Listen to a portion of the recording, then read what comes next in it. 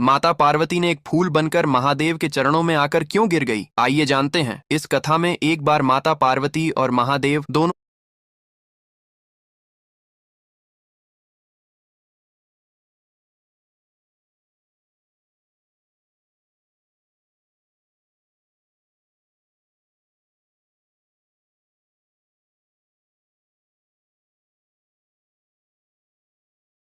एक नदी में स्नान कर रहे थे। स्नान करके वे दोनों बाहर आए, तभी माता पार्वती के कानों में शंखनाद की आवाज सुनाई दी। माता पार्वती का ध्यान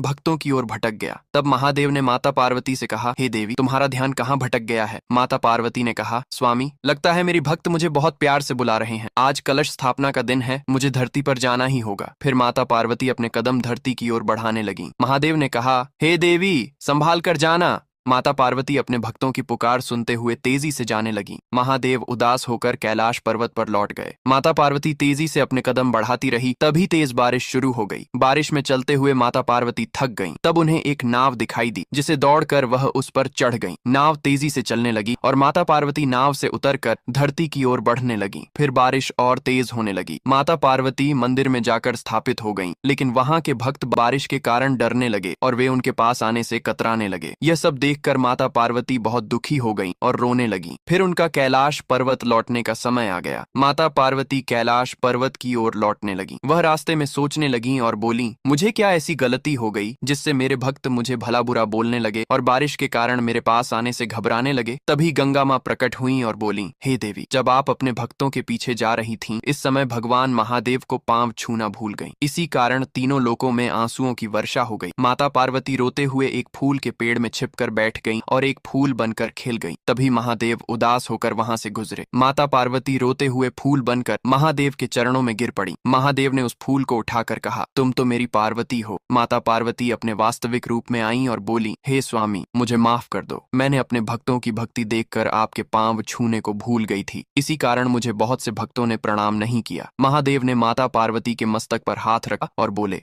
जो अपनी गलतियों को मानते हैं उनकी गलतियां माफ कर दी जाती हैं। जैसे तुमने मेरे पांव छूकर प्रणाम किया, वैसे ही मैं तुम पर अपना आशीर्वाद और तुम्हारी भक्तों को भी आशीर्वाद हमेशा दूंगा। तभी बारिश थम गई और सभी जीव जंतु खुशी से झूम उठे। महादेव और माता पार्वती कैलाश पर्वत पर वापस लौट गए। तभी माता पार्वती बोल रही है, जो भी इस कथा को देख रहे हैं उसने मेरे महादेव के लिए लाइक और सब्सक्राइब नहीं किए हैं।